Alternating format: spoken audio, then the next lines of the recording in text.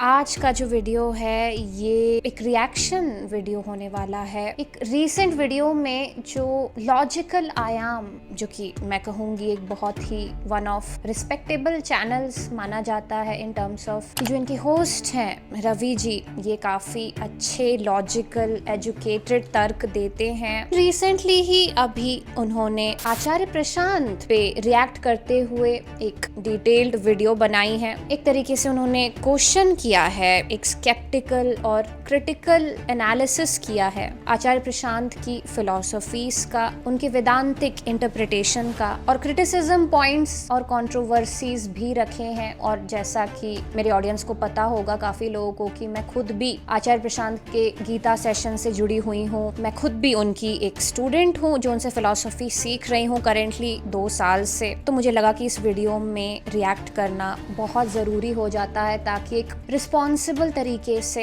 एक स्केप्टिकल तरीके से रवि जी के तर्कों को एनालाइज कर सकूं और उनको बेस्ट ऑफ बेस्ट वे में आंसर देने की कोशिश कर सकूं। तो इसलिए हो सकता है ये वीडियो थोड़ी लंबी भी हो जाए क्योंकि मैं कोई भी उनका पॉइंट मिस आउट नहीं करना चाहती। So let's start reacting on the video. Prashant Tripathi, जिन्हें पूरी दुनिया आचार्य प्रशांत के नाम से जानती है, आज उनके ऑनलाइन मिलियंस में फॉलोअर्स हैं और वो इंडिया के एक लीडिंग, शायद सबसे प्रोमिनेंट स्पिरिचुअल एजुकेटर के रूप में देखे जाते हैं। उनका अपील और पॉपुलैरिटी एजुकेटेड यूथ में जबरदस्त है। इस वीडियो का मकसद है उनकी टीचिंग्स को, उनके पर्सोना को, उसका एक क्रिटिकल, थोड़ा स्केप्टिकल एनालिसिस करना थ्रू एग्नोस्टिक लेंस। ओके, तो क्योंकि आपने यहाँ पे एक स्पेसिफिक मेंशन दिया है एग्नोस्टिसिज्म को, तो एग्नोस्टिक क्या होता है? बेसिकली एग्नोस्टिक होना या एग्नोस्टिसिज्म उस विचारधारा को बोला जाता है जो कि आस्तिक भी नहीं माना जाता और नास्तिक भी नहीं माना जाता। एग्नोस्टिक वो लोग माने जाते हैं जो कि अभी भी क्वेश्चन कर रहे हैं in the existence of God, which is a very good thing I think. कि ओपन क्वेश्चन रखना, एक ओपन एंड में रखना, मतलब कि आप फेथ पे भी पूरी तरीके से डिनाई नहीं कर रहे हैं। आप मान रहे हैं बीइंग एन एग्नोस्टिक कि फेथ है कि नहीं, आप इस चीज पे क्वेश्चन करते हैं। अभी भी आपने पूरी तरीके से खुद को एथिस्ट नहीं बताया है। आचार्य प्रशांत की फिलॉसफी अद्वैत वेदांत में डीपली रूटेड है। ये नॉन ड्यूअलिज्म की एंशिएंट हिंदू फिलॉसफी है, यानी अहम ब्रह्मास्मि। आचार्य प्रशांत इस कॉम्प्लेक्स एंशिएंट विजडम को एक मॉडर्न, अक्सर बहुत ही रैशनल साउंडिंग तरीके से प्रेजेंट करते हैं। वो खुद को एक रिफॉर्मिस्ट कहते हैं जो वेदांत का असली मतलब समझाते हैं।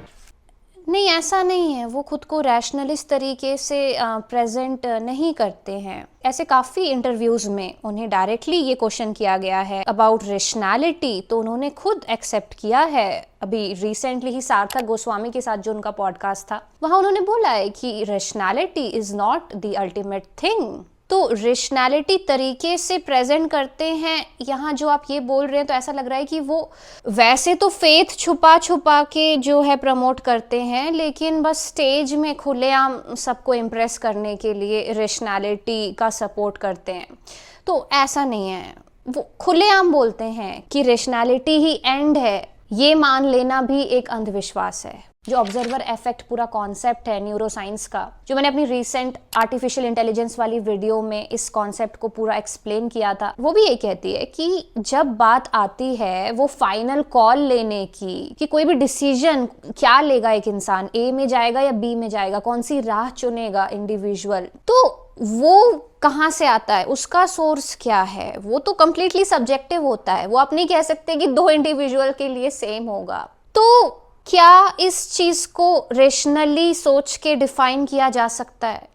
क्यों? ह्यूमन कॉन्शियसनेस को एनालाइज करने की जब बात आ रही है तब ही बस सिर्फ रेशनैलिटी फेल हो जा रही है। क्योंकि अगर रेशनैलिटी ही एंड है, अगर हर चीज का एक रेशनल तरीके से जवाब निकाला जा सकता है, तो आपका जो बोलने का मतलब है रवि जी, वो कहीं ना कहीं ये हो जा रहा है कि आप ये कह रहे हैं कि फिर हर चीज दुनिया में एआई कर सकती है, आर्टिफिशियल इंटेलिजेंस कर सकती है। क्योंकि देखा जाए तो एआई से ज्यादा रेशनल तो कोई नहीं होगा ना। तो rationality is equals to artificial intelligence also, कि अगर तर्क से ही हर चीज निकाली जा सकती है, उसमें कोई सब्जेक्टिव ह्यूमन कॉन्शियसनेस का एलिमेंट है ही नहीं, तो फिर तो एआई ही हर चीज कर लेगी। फिर ह्यूमन बींग्स में और एआई में फर्क कैसे हो गया? तो जो फर्क एक ह्यूमन बीइंग की एक्टिविटीज़ में और एक एआई की एक्टिविटी में होता है, वही वो डिफरेंस है जो कि रेशनैलिटी में होता है। और रेशनैलिटी को भी क्वेश्चन करने में होता है कि रेशनैलिटी मतलब कि हाँ 99.999% तक मैं इस चीज़ को एनालाइज कर पा रहा हूँ एक रेशनल तरीके से, लेकिन फिर भी हर चीज़ को मैं एनालाइज नहीं कर सकता। जैसे for example the source of existence कि आंखें खुली जब आपकी पहले दिन आपने दुनिया को देखा एक इंसान की तरह, तो क्या रेशनैलिटी ये चीज़ डिफाइन कर सकती है कि वो दुनिया कहाँ से आ गई जब आपने आंख खोला? क्या रेशनैलिटी इस चीज़ का आंसर कर सकती है कि ये दुनिया है ही क्यों, दिखाई ही क्यों दे रही है अभी आपको, और आप इसे एंड क्यों नहीं कर सकते अभी के अभी? या क्या रेशनैलिटी इस चीज़ का आंसर दे सकती है कि कोई इंसान दुखी ही क्यों होता है? अगर रेशनैलिटी के हिसाब से एक इंसान के पास सारे रिसोर्सेज मौजूद है जो कि सर्वाइवल के लिए ज़रूरी है, तो कोई भी इंसान बेहतर ही क्यों होना चाहता है? हर चीज़ पाने के बाद भी क्यों किसी इंसान को सुकून नहीं मिलता? क्या रेशनैलिटी इस चीज़ का आंसर कर सकती है? तो देखिए, ये मत बोलिए कि आचार्य जी या वेदांत रेशनल है। नहीं, ऐसा ना आचार्य जी ने एक्सेप्ट किया है और ना ही अद्वैत वेदांत आपको ऐसा हो जाने के लिए बोल रहा है। फिर आपने कहा कि जो वेदांत का असली मतलब समझाते हैं, ऐसा आचार्य प्रशांत खुद को कहते हैं। तो वो तो मैं भी कहती हूँ अपने वीडियोस में, व्हाट इज़ वेदांता वाले वीडियोस में। वो तो हर कंटेंट क्रिएटर कहता है जो वेदांत एक्सप्लेन कर रहा है। जस्ट बिकॉज किसी एक पर्सन को एक ज़्यादा नंबर ऑफ ऑडियंस ने एक्सेप्ट कर लिया है, तो उससे ये तो नहीं कहा जा सकता ऑब्वियसली कि ये कहना गलत है या ये क्लेम करना गलत है कि कोई इंसान आपको वेदांत का असली मतलब समझा रहा है, क्योंकि वरना ऐसे तो फिर ट्रांसलेशंस पॉसिबल ही नहीं होंगे। फिर तो आप ये कहना चाह रहे हैं कि भाई वेदांत को आप इतना सेक्रेड मान रहे हैं, खुद ही घोषित कर रहे हैं सेक्रेड है वेदांत इतना कि इसे कोई क्लेम ही नहीं कर सकता कि वो जो है सच्चा अर्थ बता रहा है वेदांत का। हो सकता है he is confident enough to accept कि हाँ मैं सच्चा अर्थ बता रहा हूँ वेदांत का। And if you can trust me, आप मेरी बात सुनो, और अगर आप नहीं ट्रस्ट कर सकते तो मत सुनो।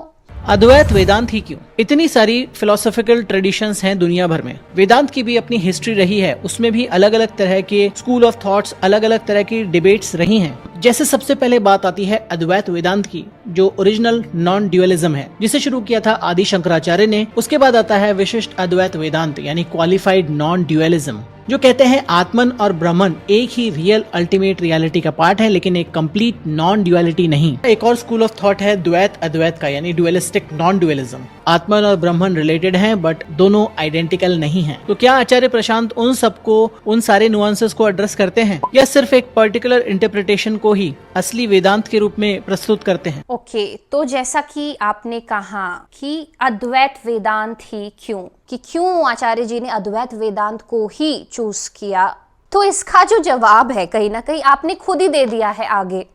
जो आपने कहा कि हाँ ठीक है, वेदांत में भी 3 स्कूल ऑफ थॉट्स रहे हैं या और भी रहे हैं, लेकिन जो उसकी स्टार्टिंग है, जो ओरिजिनल उसकी स्टार्टिंग है, वो अद्वैत वेदांत से शुरू होती है, और जो बाकी के उसके पार्ट्स आते हैं वो उसके काफ़ी सेंचुरीज के बाद आते हैं। जैसे आपने कहा कि सबसे पहले शुरुआत हुई थी नॉन डुअलिज्म की, जो आदि शंकराचार्य ने की थी। ठीक, तो कोई भी चीज़ स्टार्ट हो गई तो मतलब वो जो सेट ऑफ कॉन्सेप्ट्स हैं वो अब स्टार्ट हो गए। जिसने उसे स्टार्ट किए, जैसे आदि शंकराचार्य ने, उसने नहीं बोला कि आप इसके अलग अलग हिस्से करो और वेदांत को और पार्ट्स में डिवाइड करो, नहीं। उसने बोला कि हाँ ये मेरे सेट ऑफ कॉन्सेप्ट्स हैं और मैं इस सेट ऑफ कॉन्सेप्ट्स को लेके अलग हो रहा हूँ, जिसे मैं अद्वैत वेदांत का नाम दे रहा हूँ।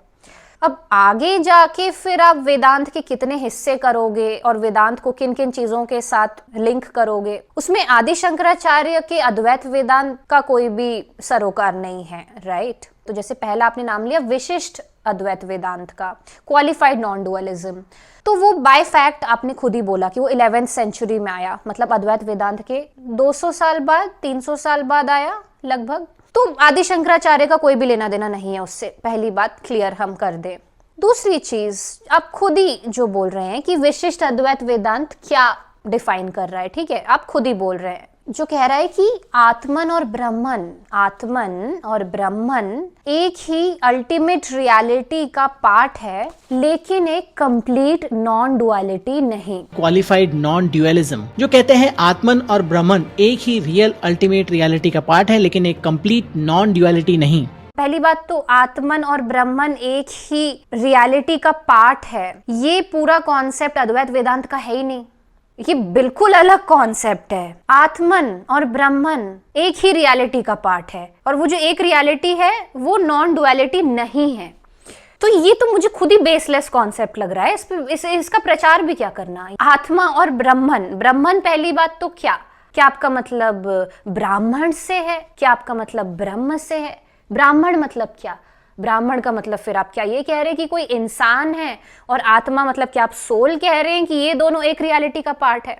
क्योंकि ब्रह्म तो आपने नहीं कहा, तो आपका मतलब आत्मा कोई तो सोल है जो किसी इंसान के अंदर, जो ब्राह्मण है उसके अंदर कैप्चर है, और वो एक ही रियलिटी का पार्ट है जो नॉन डुअलिटी नहीं है। तो ये तो खुद ब खुद सुपरस्टिशन हो गया। ये पूरा का पूरा सुपरस्टिशन है, जिससे आदि शंकराचार्य का कोई लेना देना नहीं है। उन्होंने नहीं कहा कि आत्मन और ब्राह्मण एक ही रियलिटी का पार्ट है, और जिस रियलिटी का पार्ट है वो नॉन डुअलिटी नहीं है।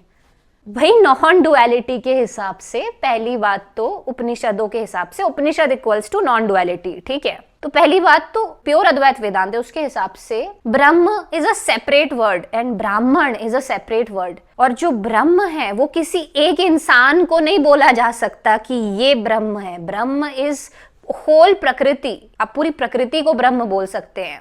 जो उपनिषद का फेमस लाइन है, सर्वम खल्विदम ब्रह्म, तो वो खुद बता रहा है कि ब्रह्म मतलब सर्वम है, जो हर जगह फैला हुआ है। एक एक तिनका गुणा गुणेषु वर्तन्त, जो भगवत गीता की लाइन आता है कि पूरा जो मटेरियल वर्ल्ड है वो ही ब्रह्म है। ये दुनिया क्या है? श्री कृष्ण बोल रहे हैं गीता में कि प्रकृति के जो 3 गुण हैं वो ही ये दुनिया बन के तुमको दिखाई दे रहे हैं। ये जो पूरा मटेरियल वर्ल्ड है ये क्या है? ये ब्रह्म है। तो अद्वैत वेदांत ये बोलता है, ठीक है, उसमें आत्मा का कोई भी मेंशन नहीं है कि आत्मा और ब्रह्मन एक रियलिटी के पार्ट है। नहीं, आत्मन क्या है, आत्मा क्या है, वो एक सेपरेट कॉन्सेप्ट है जो डिफाइन नहीं किया जा सकता अद्वैत वेदांत के हिसाब से। जो नॉन डुअलिटी है वो डिफाइन नहीं की जा सकती, तो वो अलग चीज हो गई। जो नॉन डुअलिटी है उसको आत्मा के इक्वेट रखा गया है। अद्वैत वेदांत में आत्मा को नॉन डुअल ही बताया गया है। तो इस रियलिटी के अंदर आप आत्मा को कैसे डिफाइन कर सकते हैं? अगर आपने उसको डिफाइन कर दिया, वो भी किसी ब्राह्मण के साथ, कि ब्राह्मण की बॉडी और आत्मा ने दोनों एक रियलिटी का पार्ट है, तो वो सुपरस्टिशन हो गया ना। तो क्या ये खुद ब खुद इस चीज को नहीं डिफाइन कर रहा कि क्यों आचार्य जी ने अद्वैत वेदांत को चूज किया ओवर विशिष्ट अद्वैत वेदांत? फिर आगे आपने ये भी मेंशन किया विशिष्ट अद्वैत में कि विशिष्ट अद्वैत के हिसाब से जो ईश्वर है वो सुप्रीम है, मतलब जो गॉड कॉन्सेप्ट है उसकी जो बात है वो पूरी तरीके से विशिष्ट अद्वैत वेदांत जो है वो अप्रूव कर रहा है। आप खुद कह रहे हैं, ये मैं नहीं कह रही, आप खुद कह रहे हैं, फैक्ट्स ये कह रहे हैं कि विशिष्ट अद्वैत वेदांत के हिसाब से जो ईश्वर है वो सुपीरियर है, और कोई तो जीवात्मा है, सोल टाइप की चीज है, विच इज अ सुपरस्टिशन, वो अलग चीज है, वो भक्त है, ठीक है, वो अलग है और ईश्वर अलग है। तो बेसिकली गॉड कॉन्सेप्ट को वेरीफाई कर रहा है विशिष्ट अद्वैत वेदांत। ईश्वर यानी गॉड सुप्रीम है और जीवात्मा उससे अलग और उसका भक्त है। तो यही तो चीज बता रही है कि भाई क्यों अद्वैत वेदांत, क्योंकि विशिष्ट अद्वैत वेदांत शिट, वो सुपरस्टिशन प्रमोट कर रहा है। फिर आपने आगे बात की जो अगला स्कूल ऑफ थॉट है वेदांत में, डुअलिस्टिक नॉन डुअलिज्म का। तो उसमें भी आप कह रहे हैं खुद ही कि जो डुअलिस्टिक नॉन डुअलिज्म है वो ये बताता है कि आत्मन और ब्रह्मन जो है वो रिलेटेड हैं लेकिन आइडेंटिकल नहीं है। डुअलिस्टिक नॉन डुअलिज्म, आत्मन और ब्रह्मन रिलेटेड हैं बट दोनों आइडेंटिकल नहीं हैं। तो आत्मन और ब्रह्मन रिलेटेड हैं पर आइडेंटिकल नहीं है, क्या मतलब है इसका? ये तो खुद एक सुपरस्टिशन हो गया। आत्मन और ब्रह्मन रिलेटेड है, इससे आपका मतलब ये है कि जो आपका ब्राह्मण है सो कॉल्ड, ब्राह्मण से मतलब ब्राह्मण ही होता है ज्यादातर द्वैतवादियों के लिए, तो क्या आपका मतलब ये है कि जो ब्राह्मण है उसके अंदर जो आत्मा है वो आ सकती है? क्या रिलेटेड होने से ये मतलब है आपका? और क्या वो दोनों आइडेंटिकल नहीं है, उससे ये मतलब है आपका कि दोनों एक दूसरे के साथ तो रहते हैं आत्मन और ब्राह्मण, लेकिन वो आइडेंटिकल नहीं है, वो एक जैसे नहीं है। तो इसका मतलब जो ब्राह्मण है उसकी अलग सत्ता है जो आत्मन से अलग है, और इसका मतलब जो ब्राह्मण है फिर उसके अंदर भी कोई पावर होगी जीवात्मा टाइप की, इसीलिए वो फिर ब्राह्मण को आत्मन से आइडेंटिकल नहीं बना रही है। तो इसका मतलब वो सोल जीवात्मा के कॉन्सेप्ट को वैलिडेट तो नहीं कर रही कहीं कि कोई जीवात्मा टाइप की शक्ति होती है जो निकलती है अंदर से। तो ये सारे सवाल तो फिर ये इशारा कर रहे हैं कि फिर तो जो डुअलिस्टिक नॉन डुअलिज्म है ये तो फिर सोल के कॉन्सेप्ट को वेरीफाई करने पे तुला हुआ है। तो क्या ये सुपरस्टिशन नहीं है? और डुअलिस्टिक नॉन डुअलिज्म क्या होता है? अद्वैत वेदांत का मतलब होता है नॉन डुअलिज्म, कि भाई जो आत्मा है उसे डिफाइन ही नहीं किया जा सकता, क्योंकि डिफाइन कर दिया तो अंधविश्वास हो गया, डिफाइन कर दिया तो फिर जितने रिचुअल हैं वो सब वैलिडेट हो गए। तो जब अद्वैत वेदांत कह रहा है कि आत्मन को डिफाइन ही नहीं किया जा सकता, तो अगर आप उसे किसी ब्राह्मण की बॉडी में डिफाइन कर रहे हो या रिलेटेबल बता रहे हो, तो इसका मतलब आप जीवात्मा को या एक एनर्जी के होने का दावा कर रहे हो इस वर्ल्ड के अंदर। तो क्या ये सुपरस्टिशन नहीं हुआ? और अगर ये सुपरस्टिशन हुआ तो व्हाई नॉट अद्वैत वेदांत? ये मैं आपसे पूछना चाहूंगी रवि जी, कि आपने तीनों स्कूल ऑफ थॉट्स की बात की विच इज वेरी कमेंडेबल, लेकिन क्या आप खुद जब डिफाइन कर रहे थे तब आपको ये रियलाइज नहीं हुआ कि that's why Advaita Vedanta, that's why Advaita Vedanta? बाकी जो स्कूल ऑफ थॉट्स हैं वेदांत के, दोनों ही अपने अपने तरीकों से कहीं ना कहीं क्रिएटर गॉड का जो कॉन्सेप्ट है उसे वैलिडेट करने की कोशिश कर रहे हैं, आत्मन को डुअलिटी के अंदर स्थापित करके। ये आप देख पाएंगे कि अद्वैत वेदांत जो आचार्य शंकर का अद्वैत वेदांत है, आचार्य प्रशांत जिसे प्रचार करते हैं, वो वाला जो अद्वैत वेदांत है स्पेसिफिकली, वो नॉन डुअलिटी को किसी भी रियलिटी के अंदर एस्टैब्लिश नहीं करता। और यही वो यूनिक चीज है जो उसे खास बनाती है कि अद्वैत वेदांत किसी भी सोल के कॉन्सेप्ट को सीधा डिनाई कर रहा है, किसी ईश्वर के कॉन्सेप्ट को एक रियलिटी के अंदर मौजूद होने से डिनाई कर रहा है। तो जो वाई अद्वैत वेदांत है, ये मुझे लगता है यहाँ से आपको थोड़ा सा समझ आया होगा कि क्यों अद्वैत वेदांत को बोला जा रहा है कि वो खास है, क्योंकि वो इकलौती ऐसी फिलॉसफी है हिंदुइज्म में जो कंप्लीटली लॉजिक बेस्ड है। वो ऐसे सारी चीजों को खारिज कर रही है जिसका फिजिकल प्रूफ अवेलेबल नहीं है, जो सुपरस्टिशन है वो उसे खारिज कर रही है। उनका क्लेम है कि वेदांत जिंदगी से भागना नहीं है बल्कि उसे और गहराई में जीना है। एक बार को सही बात लग सकती है, लेकिन उनका ये कहना कि the highest purpose of life itself, true, pure, simple, direct spirituality, उनके हिसाब से यही है वेदांत। तो वो ये सब कहते कहते अल्टीमेट ट्रुथ को भी एक स्पेसिफिक एंशिएंट ट्रेडिशन के साथ बांध देते हैं। ओके, तो ये एक बड़ा आपका जो आर्ग्यूमेंट यहाँ पे आपने रखा कि एक तरफ तो आचार्य जी ये कह रहे हैं कि स्पिरिचुअलिटी का मतलब जिंदगी से भागना नहीं होता बल्कि जिंदगी को और गहराई से जीना होता है, लेकिन वहीं दूसरी तरफ वो वेदांत के प्रिंसिपल्स को अल्टीमेट ट्रुथ बता के कहीं ना कहीं उन प्रिंसिपल्स से एक यूथ की लाइफ को बांध दे रहे हैं। तो क्या ये भी एक रिचुअल नहीं हो गया? तो इसके लिए आपको रवि जी ये समझना पड़ेगा कि ये जो बार बार आप क्रिटिसाइज कर रहे हैं या क्वेश्चन कर रहे हैं ट्रुथ में, कि आप नहीं मानना चाहते कि कोई भी सेट ऑफ प्रिंसिपल्स ट्रुथ हो सकते हैं, या कैसे हम मान ले कि कोई भी सेट ऑफ प्रिंसिपल्स ट्रू हो सकते हैं, कि आपके हिसाब से हम कुछ भी नहीं मानना चाहते, हम कुछ भी क्यों माने? तो आपको ये समझना पड़ेगा कि अफोरिज्म या ट्रुथ किसे माना जाना चाहिए, ये जो एलिजिबिलिटी है ये आपको समझनी पड़ेगी।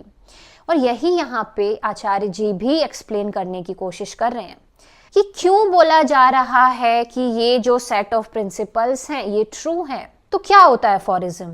वो कौन से सेंटेंसेस है जो कोई ऋषि जो है एक श्लोक के रूप में डिस्कवर करता है, और क्यों बोलते हैं कि ये जो सेंटेंस है ये ट्रूथ है?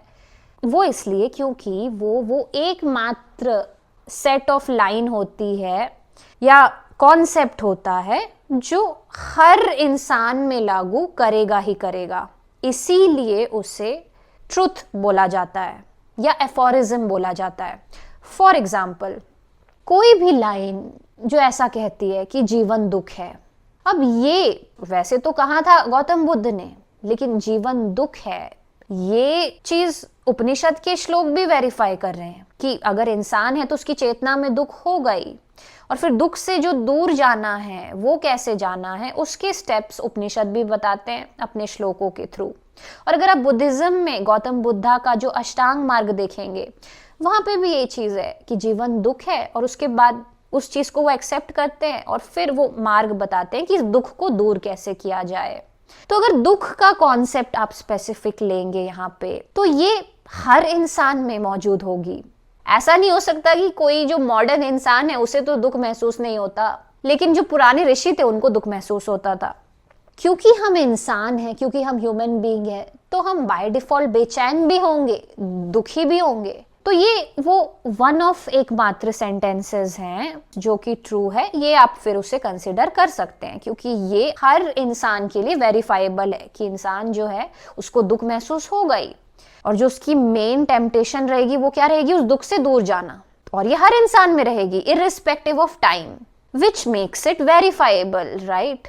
और ऐसे जो सेंटेंसेस होते हैं जो हर इंसान की चेतना में वेरीफाइबल होते हैं, उसी को एब्सोल्यूट ट्रुथ माना जाना चाहिए, उसी को ट्रुथ बोला जाता है, और वही पैमाना भी होता है नापने का कि कौन से जो सेंटेंसेस है वो प्योर माने जाने चाहिए। तो ये जो आपने बात कही कि आचार्य जी के हिसाब से जो हाईएस्ट पर्पस ऑफ लाइफ है वो वेदांत है, या हाईएस्ट जो पर्पस ऑफ लाइफ है उसको जानना वो स्पिरिचुअलिटी है, और वेदांत के जो प्रिंसिपल्स है वो आपको ये चीज दे सकते हैं। वो ऐसा क्यों कह रहे हैं? क्योंकि अद्वैत वेदांत के जो प्रिंसिपल्स है, जो उपनिषद में प्रिंसिपल है, वो सही में अगर आप उन प्रिंसिपल्स को देखेंगे तो वो अब तक की ह्यूमैनिटी में, जैसे मैंने आपको कहा, निकाले गए, आविष्कृत किए गए वो सेट ऑफ प्रिंसिपल्स है जो अब तक के बेस्ट हैं, जो बेस्ट तरीके से एक इंसान के दुख को कम करने में हेल्पफुल हो सकते हैं बिना किसी सुपरस्टिशन के। और यही रीजन है कि क्यों बार बार वेदांत पे फोकस किया जा रहा है। और ये जो आपने बात कही कि आचार्य जी का मतलब है कि इंसान की लाइफ का गोल होता है कि वैसे तो वो भागे ना, अपनी जिंदगी से दूर ना जाए, लेकिन जो हाईएस्ट पर्पस है वो स्पिरिचुअलिटी है। तो बस ये इतनी सी लाइन नहीं कहते हैं आचार्य जी, ये आपको समझना पड़ेगा कि उसके अराउंड पूरा कॉन्सेप्ट है जो षड दर्शन से यहाँ पे रिलेट हो रहा है। ये कोई एक छोटी सी लाइन नहीं है जिसे आपने कह दिया और फिर बोला कि हम इसे क्यों माने। हाँ ठीक है, जिंदगी से आप भाग नहीं सकते, लेकिन उसका मतलब ये नहीं है कि जिंदगी में होते हुए भी आप अपने दुख से मुक्ति नहीं पा सकते। ये यहाँ पे कहने की कोशिश कर रहे हैं आचार्य जी जब वो कह रहे हैं कि highest purpose of life is spirituality, कि भाई जो भी आपकी सोशल कंडीशनिंग है इससे दूर जाना यही मुक्ति है। और अगर ऐसा कोई सेट ऑफ प्रिंसिपल डिफाइन कर रहा है जो आपको कह रहा है कि सारी जितनी सोशल कंडीशनिंग है उसको त्यागना ही मुक्ति है, अपने दुख से दूर जाना मुक्ति है, तो ये कैसे अल्टीमेट ट्रूथ नहीं हो सकता? ये मैं चाहूंगी कि आप डिफाइन करें। क्या सही में हर इंसान का जो अल्टीमेट गोल है वो दुख से मुक्ति नहीं है? और अगर वेदांत ये कह रहा है तो वो एब्सोल्यूट ट्रूथ कैसे नहीं है? ये मैं यहाँ आपसे जानना चाहूंगी। आपने कहा कि कोई भी सेट ऑफ प्रिंसिपल जो है वो तभी ट्रू माना जाता है साइंस में जब वो वेरीफाइबल होता है, फॉल्सिफाइबल होता है। तो मुझे बताएं कि ये कैसे वेरीफाइबल और फॉल्सिफाइबल नहीं है कि जीवन दुख है और अल्टीमेटली एक इंसान का एम जो हाईएस्ट पर्पस है वो है दुख से मुक्ति। और बात यहाँ बस वेदांत की नहीं है, जो बुद्धिज्म की फिलॉसफी वो भी भले ही अपने तरीके से कुछ डिफाइन करती हो, लेकिन अल्टीमेटली अगर षड दर्शन आप कंसिडर करें या बुद्धिज्म कंसिडर करें, जैनिज्म कंसिडर करें, एग्जिस्टेंशियलिज्म, स्टोइसिज्म कंसिडर करें, तो हर कोई अगर एक ही बात बोल रहा है कि दुख से दूर जाना, मुक्ति, जो ये पूरा आपका दुख है इसी जीवन में उससे मुक्त होना, इस पाथ में अगर वो आपको भेज रहे हैं, तो अगर सब वही चीज वेरीफाई कर रहे हैं तो ये वेरीफाइबल और फॉल्सिफाइबल कैसे नहीं है? आप मुझे बताएं। तो वो तो फिर सेंटेंस ट्रू हो गया ना वो एब्सोल्यूट ट्रुथ। ऐसे वर्ड्स ह्यूमैनिटी में आज भी मौजूद हैं जो ऋषि हमारे पीछे छोड़ के गए हैं, जो एब्सोल्यूट ट्रुथ है और जिसे फॉलो करके सही में इंसान अपने दुख से दूर जा सकता है। इसीलिए उससे एब्सोल्यूट ट्रुथ कहा जा रहा है, ये आपको समझना पड़ेगा। क्या ये जेन्युइन रिफॉर्म है या एक रीब्रांडिंग एक्सरसाइज है उस मॉडर्न एजुकेटेड ऑडियंस के लिए जो ट्रेडिशनल गुरुओं से तो दूर भागता है लेकिन इंडियन विजडम की तलाश में रहता है? तो एक बात मेरे समझ में नहीं आई कि क्या एजुकेटेड होना और विजडम की तरफ जाना, इन दोनों चीज़ों में विपरीतता होनी चाहिए? क्या अगर आप एजुकेटेड हैं तो आप विजडम की तरफ नहीं जा सकते? विजडम की तरफ जाना सुपरस्टिशन हो जाएगा? ये मुझे कह रहा है एक एग्नोस्टिक, ये मुझे समझ नहीं आया। क्योंकि एग्नोस्टिक का तो मतलब ये होता है कि आप जो लोग फेथ रखते हैं, विजडम में जो लोग फेथ रखते हैं, उन्हें भी डिनाई नहीं कर रहे हैं, वरना आपने खुद को एथिस्ट बता दिया होता, पर आपने नहीं बताया, आपने खुद को एग्नोस्टिक बताया। इसका मतलब आप क्वेश्चन कर रहे हैं। तो फिर आप इस बात पे कैसे सवाल उठा सकते हैं कि जो एजुकेटेड यूथ है उसका विजडम की तरफ जाना या एक असली गुरु कौन होता है उस चीज को समझना गलत है। जस्ट बिकॉज अंधविश्वास के वजह से जो कॉन्सेप्ट्स हैं इंडिया में जो समझे जाने चाहिए थे उपनिषद के, वेदों के, वो वैसे ही नहीं समझे गए, तो उसका मतलब ये तो नहीं हो गया ना कि गुरु शब्द की ही आप बेइज्जती कर ले कि गुरु जैसा कोई एग्जिस्ट ही नहीं करता। हाँ, जो ट्रेडिशनल गुरु आपने बना रखे हैं, जो भूत प्रेत को प्रमोट कर रहे हैं, सुपरस्टिशन को प्रमोट कर रहे हैं, वो गुरु कहलाने लायक नहीं है। इसका मतलब ये तो नहीं कि गुरु शब्द में गलत हो गया। तो फिर आप क्या कह रहे हैं इसका मतलब कि संत कबीर, बाबा बुल्ले शाह, सिखिज्म, इनमें जो गुरु का मेंशन आता है, गुरु वर्ड का, संत कबीर जो कहते हैं कि कहे कबीर सुनो भई साधो, गुरु बिन भरम ना जासी, साचे गुरु का बालका मरे ना मारा जाए। सिखिज्म जो कहता है, जो संत सहजोबाई ने कहा है, राम तजू पर गुरु ना बिसारू, गुरु के सम हरि को ना निहारू। तो आप क्या कह रहे हैं कि फिर कि गुरु वर्ड जो है वो सुपरस्टिशन हो गया है और एजुकेटेड जो यूथ है उसको गुरु जो है समझने का हक नहीं है, ये आप कह रहे हैं। तो मैं ये कहूँगी कि अगर कोई इंसान नए पैकेज में एजुकेटेड यूथ को अप्रोच करने की कोशिश कर भी रहा है तो इसमें गलत क्या है? तो फिर मुझे लगता है कि आप ये कह रहे हैं कि एग्नोस्टिक जो लोग हैं वो फेथ को, गुरु को, विजडम को डिनाई कर रहे हैं, क्वेश्चन नहीं करे उस पर लेकिन डिनाई कर रहे हैं, ये आप कह रहे हैं, which is not true, right? कहा जाता है कि वो 17 प्रकार की गीता और 60 प्रकार के उपनिषद पढ़ाते हैं, लेकिन यहाँ पर एक क्रिटिकल सवाल उठता है, क्या इतने सारे स्पिरिचुअल टेक्स्ट पढ़ने से या उनके बारे में बात करने से किसी की जो इंसाइट्स हैं, किसी के विचार हैं, वो यूनिक या इररिफ्यूटेबल हो जाते हैं, खासकर जबकि इंटरप्रिटेशन एक ही व्यक्ति की तरफ से, एक ही साइड से आ रहा हो? नहीं, एक मिनट। अगर कोई इंसान इतने टाइप की उपनिषद पढ़ा रहा है या इतने टाइप की गीता पढ़ा रहा है तो उसका मतलब ये नहीं है कि वो ये भी बोल रहा है कि जो भी अब ये सारे प्रिंसिपल्स को पढ़ लेगा मेरे साथ, भले एक लेक्चर क्यों ना अटेंड कर ले या पढ़ लेगा, तो उसकी जो विचारधारा है वो इनरिफ्यूटेबल हो जाएगी या यूनिक हो जाएगी। नहीं, वो इसलिए पढ़ा रहे हैं ताकि आपको पता चल सके कि भाई इतने सारे उपनिषदों में क्या बात लिखी है वो आप जानो और अपने नॉलेज को वेरीफाई करो कि भाई जितनी भी आपके साथ चीजें हो रही हैं वो क्यों हो रही है। ये कोई एक या दो उपनिषद नहीं कह रहे बल्कि इतने सारे उपनिषद कह रहे हैं और इतनी सारी गीताएं कह रही है, तो वो तो और प्रूफ दे रहे हैं पुराने लोगों का भी जिन्होंने वही चीज वेरीफाई करी है, उन कॉन्सेप्ट्स को जिससे आप एब्सोल्यूट ट्रुथ बोल रहे हैं, तो वो तो वेरिफिकेशन दे रहे एक तरीके से इतने सारे उपनिषदों को पढ़ा के, गीताओं को पढ़ा के कि भाई देखो इस ऋषि ने भी इस चीज को वेरीफाई किया, इस ऋषि ने भी वेरीफाई किया, इस गीता के स्पीकर ने भी वेरीफाई किया है। और तभी ये सारे जो श्लोक है इनका जो मतलब है वो कहीं ना कहीं उस टाइमलेस फिलॉसफी की तरफ तुमको लेके जा रहा है कि कैसे अपने दुख को कम करके मुक्ति की ओर लेके जाएं। तो इसमें ये तो कहीं भी नहीं कहा जा रहा है कि जो उस नॉलेज को पढ़ लेगा वो अब यूनिक हो गया, इनरिफ्यूटेबल हो गया। नहीं, वो तो उसके सब्जेक्टिव लाइफ पे डिपेंड करेगा ना कि भाई उसने कितना काम किया है खुद पे। अब उपनिषद तो बहुत लोग पढ़ते हैं, हर किसी की जिंदगी बदल जाती है क्या? संत कबीर खुद कहते हैं अपनी फिलॉसफी में कि कोई बिरला होता है जिसे समझ आता है, कोई बिरला होता है जो वो डिसीजन लेता है सूरमा बनने का, कि ये ऐसा नॉलेज है जो आपको तब तक समझ नहीं आएगा जब तक आप अपनी आहुति नहीं दे दोगे युद्ध भूमि में, ऐसे बोलती है गीता। तो उसके बाद फिर ये कैसे कहा जा सकता है कि जो भी वो लेक्चर्स अटेंड कर लेगा या श्लोक पढ़ लेगा उसकी बात इररिफ्यूटेबल हो जाती है? नहीं। फिर आपने कहा खासकर जब इंटरप्रिटेशन एक ही व्यक्ति के साइड से आ रहा हो, तो भाई तो वो तो नाम में लिखा है उनके चैनल के आचार्य प्रशांत, वो एक ही ना नाम है, वहाँ ग्रुप नाम थोड़ी ना है कि भाई आचार्य प्रशांत और नीचे साथ में मनीष प्रशांत भी, कि आचार्य प्रशांत इन कोऑर्डिनेशन विद रजनीश प्रशांत। ऐसा नहीं है ना, एक ही इंसान का नाम दिया है तो एक ही साइड से ना आएगा, ये कौन सी बात हो गई। ये तो आप ये कह रहे हैं कि भाई बुद्धिज्म है लेकिन बस बातें जो है वो गौतम बुद्ध के साइड से क्यों आ रही है।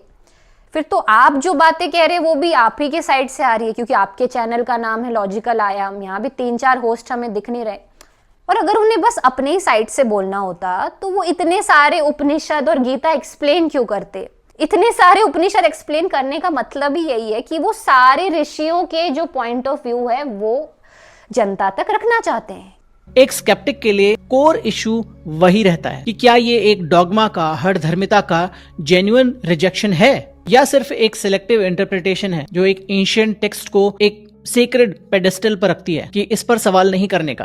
अगर सवाल नहीं ही करना होता तो गीता में जो जीवात्मा वर्ड मेंशन्ड है, जो गीता से जीवात्मा वर्ड आ रहा है, वो सोल नहीं है जो सीरियल्स में हमें दिखता है कि आत्मा निकल गई और उड़ गई। ये कोई क्यों एक्सप्लेन करता इतना जोर लगा के। अगर गीता में सवाल ही नहीं उठाना होता तो गीता से जो शब्द आ रहा है आत्मा आत्मा, वो कोई इस वर्ल्ड की रियलिटी में डिफाइन किए जाने वाली चीज है ही नहीं। ये इतने ज्यादा एनर्जी और एफर्ट के साथ कोई क्यों एक्सप्लेन कर रहा होता।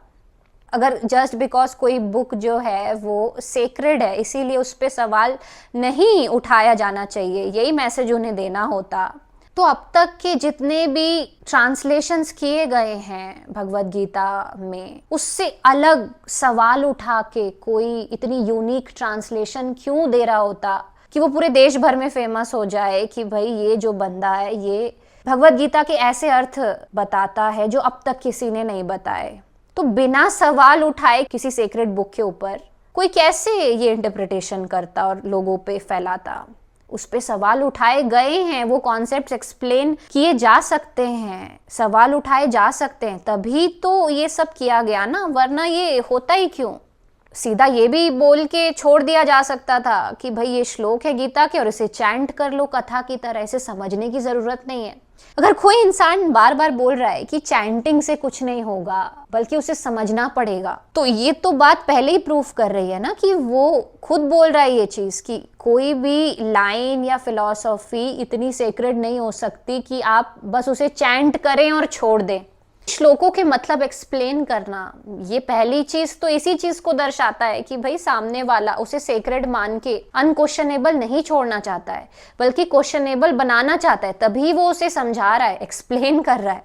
चलिए उनकी कुछ कोर टीचिंग्स को एक स्केप्टिकल नजर से, क्रिटिकल एग्नोस्टिक फिल्टर से देखने की कोशिश करते हैं। सबसे पहला आता है ईगो डिसोल्यूशन। प्रशांत ईगो को एक सेंट्रल विलेन के रूप में प्रेजेंट करते हैं। वो कहते हैं कि जब तक ईगो टूटेगा नहीं तब तक कोई अवेकनिंग नहीं होगी। एक लॉजिकल व्यू पॉइंट से क्या ईगो के प्रति ऐसा अग्रेसिव, ऐसा डिस्ट्रक्टिव अप्रोच क्या हमेशा से एक हेल्दी अप्रोच माना जा सकता है? मान लीजिए कोई व्यक्ति पहले से ही एंजाइटी, डिप्रेशन या आइडेंटिटी इश्यूज से जूझ रहा हो, तो ईगो शैटरिंग की बात बिना प्रॉपर साइकोलॉजिकल सपोर्ट के उसकी कंडीशनिंग को और बिगाड़ सकती है। साइकोलॉजिकल अप्रोचेस जनरली ईगो को मैनेज करने, उसको अपनी पर्सनैलिटी में इंटीग्रेट करने या उसके हेल्दी एस्पेक्ट्स को डेवलप करने पर जोर देती है, ना कि उसे पूरी तरीके से मिटा देने पर। तो मेरे को एक बात बताइए कि ये जो पूरी चीज है कि भाई किसी प्रिंसिपल का या एफोरिज्म का ट्रू होना, कि कोई लाइन क्यों हम सच माने, तो वो सच इसीलिए मानी जाती है क्योंकि वो सच है, तो आपको उसे वैसे ही बताना पड़ेगा ना, क्योंकि आप ट्रुथ एक्सप्लेन कर रहे हैं, उन एफोरिज्म्स को एक्सप्लेन कर रहे हैं जो ऋषि छोड़ के गए, जो ऑलरेडी वेरीफाइबल है। तो ईगो डिसोल्यूशन कोई आचार्य जी का दिया हुआ फॉर्मूला नहीं है, वो हर टेक्स्ट में उसकी बात की गई है, जो उपनिषदिक टेक्स्ट्स हैं या बुद्धिस्ट टेक्स्ट्स हैं, हर जगह ईगो, अहम जो है, अहंकार का टूटना, मिटना, डिसोल्यूशन, इसकी बात की गई है।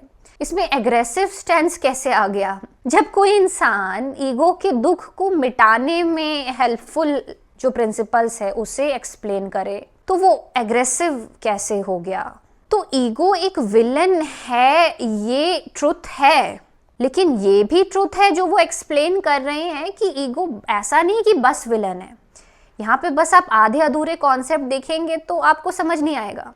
वो जिस ईगो को विलन कह रहे हैं वो आप ही की वो नीची पर्सनालिटी है जो आपको रोकने की कोशिश करती है। ईगो कई बार इतना मैच्योर नहीं होता कि वो उससे एक पॉजिटिव वे में हर चीज सही सही करके फिर टैकल करे, बल्कि ऐसा स्टैंस होता है ईगो का कई बार कि वो इतना एग्रेसिव हो जाता है कि वो अपना ही दुश्मन बन जाता है, कि वो आलस का समर्थन कर देता है या हिंसा का समर्थन कर देता है। और कहीं ना कहीं आप ही का ईगो एक ऐसी निचली पर्सनालिटी, एग्रेसिव पर्सनालिटी का रूप ले लेता है आप ही के अंदर कि आपकी जो ऊंची पर्सनालिटी पॉसिबल हो सकती थी उससे आगे बढ़ने से रोक देता है। तो वो विलन होता है बाय डिफॉल्ट। ईगो को विलन बोलने से यहाँ पे ये नहीं बोला जा रहा है कि ईगो विलन है। ईगो आप ही ईगो हैं, आप बोल पा रहे हैं, आप पूरे के पूरे मटेरियल है, आप ही ईगो है। और आप ही के दुख का उपचार करने के लिए स्पिरिचुअलिटी है।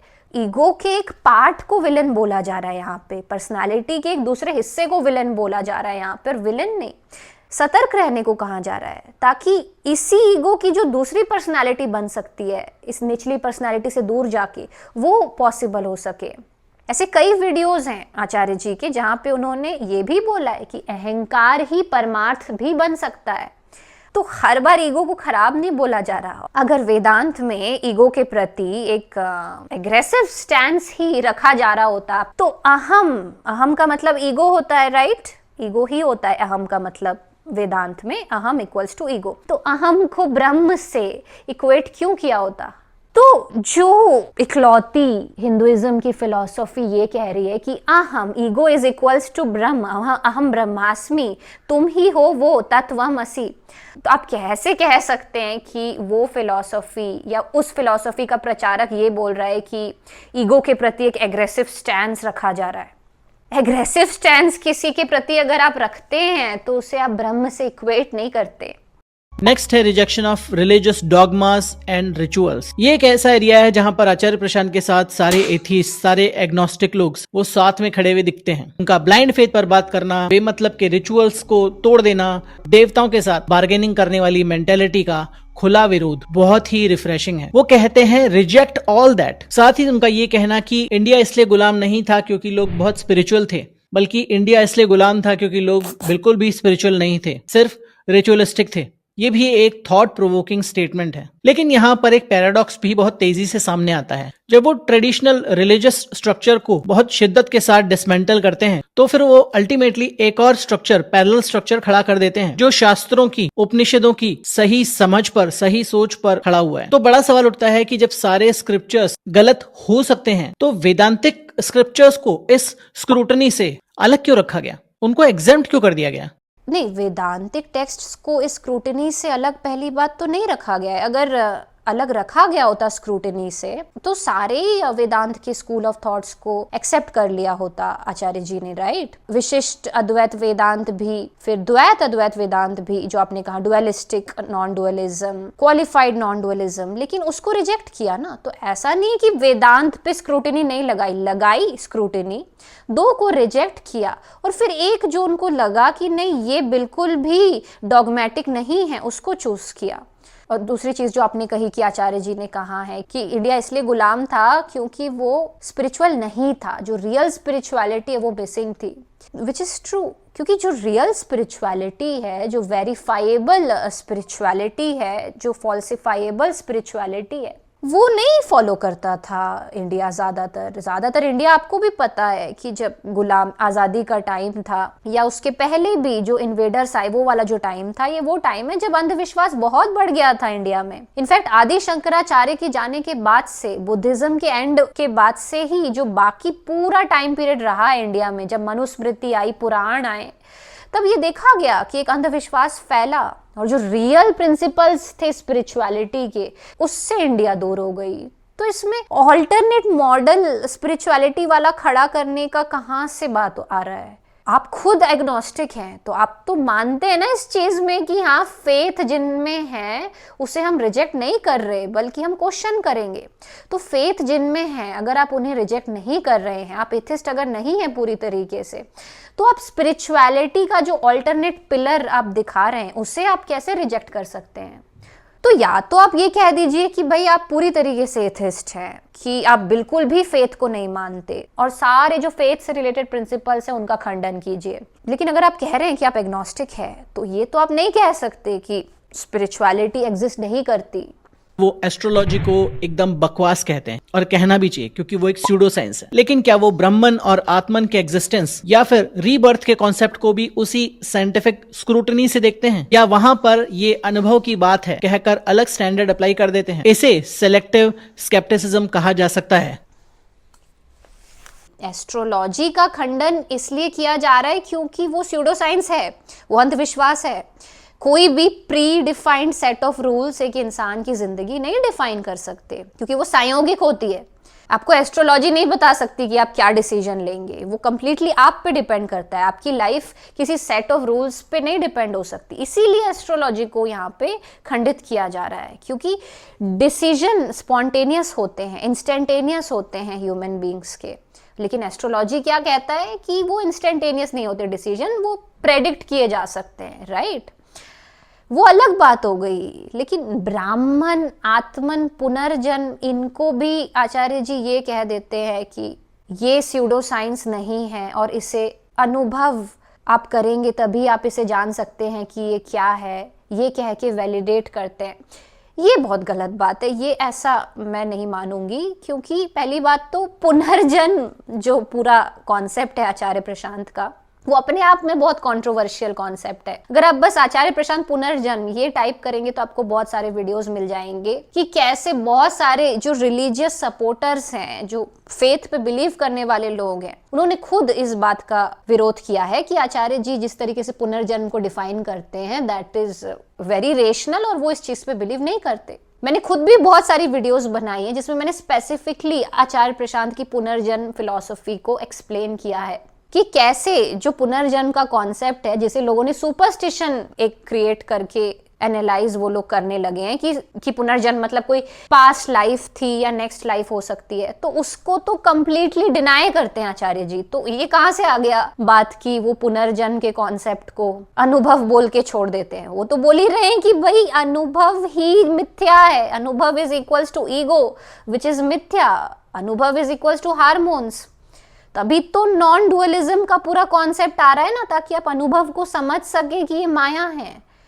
तो अनुभव बोल के कोई कैसे छोड़ सकता है? अनुभव तो है ही नहीं। तो ऐसा नहीं है, आपको एक दो वीडियोस से उनकी बात नहीं समझ आएगी। मुझे 2 साल तक उनके इतने सारे वीडियोस देखने के बाद भी अभी इतने सारे कॉन्सेप्ट्स हैं जो जानना बचे हैं। तो आप कैसे कह सकते हैं कि 1-2 सेंटेंस से आप समझ सकते हैं? और जो बात है कि वो ब्राह्मण और आत्मन को ऐसे बोल के छोड़ देते हैं, तो ऐसे बोल के नहीं छोड़ते कि अनुभव किया जा सकता है। उन्होंने कभी नहीं बोला कि आत्मन को अनुभव किया जा सकता है, या उपनिषद में कहीं पे भी नहीं डिफाइंड है कि आत्मन या आत्मा को डिफाइन किया जा सकता है। तो उसे अनुभव बता के कैसे वो छोड़ सकते हैं? उनका एक कमेंट कि आप इस जनरेशन को आसमान में बैठे किसी सुप्रीम फिगर की कोई मनगढ़ंत कहानी नहीं सुना सकते। बहुत से एथीस्ट लोगों को, रैशनल लोगों को सुनकर अच्छा लगे, लेकिन यहाँ भी एक अंडर करंट है। क्या वो यहाँ पर एक गॉड के कॉन्सेप्ट को पूरी तरीके से रिजेक्ट करते हैं, या सिर्फ पॉपुलर नोशन ऑफ गॉड को और उसकी जगह पर एक इम्पर्सनल एब्स्ट्रैक्ट ब्राह्मण को ले आते हैं, जो एक और नॉन वेरिफिएबल कॉन्सेप्ट है? नहीं, एक मिनट, जो पॉपुलर डेफिनेशन ऑफ गॉड है उसको तो वो कर ही रहे हैं ना रिजेक्ट। तो ये बात कहाँ से आ रही है कि वो रिजेक्ट कर रहे हैं कि नहीं? जो पॉपुलर गॉड का नोशन है कि कोई क्रिएटर गॉड है जो कि किसी दूसरे ग्रह में बैठा हुआ है, जो हमारी रियलिटी है, उसके पार भी कुछ ग्रह है जो कि स्वर्ग जैसे दिखाई देते हैं या नर्क जैसे, वहां पे किसी गौलोक टाइप की जगह में भगवान बैठे हुए हैं और वहां से हर चीज कंट्रोल कर रहे हैं, तो इसको वो डिनाई करते हैं। तो ऑब्वियसली वो जो पॉपुलर नोशन ऑफ गॉड है उसको डिनाई ही कर रहे हैं। और दूसरी चीज जो आपने कही कि उसकी जगह फिर वो अपना खुद का एक कॉन्सेप्ट लेके आ रहे हैं कि ब्राह्मण है, फिर ये जो अंडर करेंट कॉन्सेप्ट वो लेके आ रहे हैं कि ठीक है गॉड तो नहीं है लेकिन ब्राह्मण है। तो भाई आपको यहाँ पे समझना पड़ेगा कि ब्राह्मण, पहली बात तो ब्रह्म है आपका मतलब, मैं समझ गई कि आप ये कहना चाह रहे हैं कि आचार्य जी के जो कॉन्सेप्ट है वो ये बता रहे हैं कि पॉपुलर नोशन ऑफ गॉड तो नहीं है, क्रिएटर गॉड जो सब कुछ कंट्रोल कर रहा है, लेकिन ब्रह्म है। कि गॉड क्या है? तो वो ब्रह्म है, ऐसा बता रहे हैं आचार्य जी। तो वो तो मैं एग्री करती हूँ कि हाँ ये तो है, कि क्या है गॉड, गॉड तो प्रकृति ही है ना। तो वो उसको उस तरीके से बता रहे हैं कि प्रकृति का ही वो तत्व जो सबसे ऊंचा से ऊंचा आप इमेजिन कर सकते हो वो गॉड है। आप खुद भी अपने गॉड तक पहुंच सकते हो अगर आप अपनी हाईएस्ट इमेजिन्ड पॉसिबिलिटी को पालें, क्योंकि वो आपका गॉड है। तो ये तो भगवत गीता में भी ऐसा श्लोक है जो डिफाइन करता है कि जो उत्कृष्टता है कृष्ण वहां मिलेंगे। तो जो उत्कृष्ट है उसे कृष्णत्व माना गया है। तो उत्कृष्टता जो है प्रकृति में, जो हमें हर फील्ड में दिखाई देती है, not in terms of money but in terms of satisfaction, you can say ananda, स्वभाव यू कैन से, उसके टर्म्स में जो उच्चतम है वो गॉड है। तो आपको ये समझना पड़ेगा कि फेथ पे बिलीव नहीं करना, श्रद्धा नहीं रखना किसी हाईएस्ट पॉसिबिलिटी पे, ये एक बहुत अलग बात हो गई इस बात से कि आप एक अलग क्रिएटर गॉड को डिनाई कर रहे हैं कि किसी अलग ग्रह में कोई गॉड बैठा है जो सब कुछ इस ग्रह का आपका कंट्रोल कर रहा है। नहीं, वेदांत या आचार्य जी या जिदु कृष्णमूर्ति जिस कॉन्सेप्ट, जिस फेथ की बात कर रहे हैं, या ओशो जिसकी बात करते थे, वो आपके अंदर लाके चीजों को डायरेक्ट कर रहा है कि you are your own god, kind of your own highest possibility is your god. और आपका होना ही, आपकी कॉन्शियसनेस का होना ही ये बताती है कि फेथ भी आप रख सकते हैं एक ऐसी चीज पे जो अनायास है, जो अपने आप प्रकट हो गई थी। आपको नहीं पता था आप इस दुनिया में हैं, तो आए हैं तो कहाँ से आए हैं, और उसका सोर्स जो है वो क्या है, वो जो इनफाइनाइट है वो क्यों इनफाइनाइट है, क्यों वो फाइनाइट नहीं है। ब्रह्मन या life is oneness and immortal भले ही कितने भी प्रोफाउंड लगे, बट वो एक मेटाफिजिकल अजम्पशंस ही हैं, ना कि एम्पेरिकली वेरीफाइड साइंटिफिक ट्रुथ। अमरता मतलब क्या?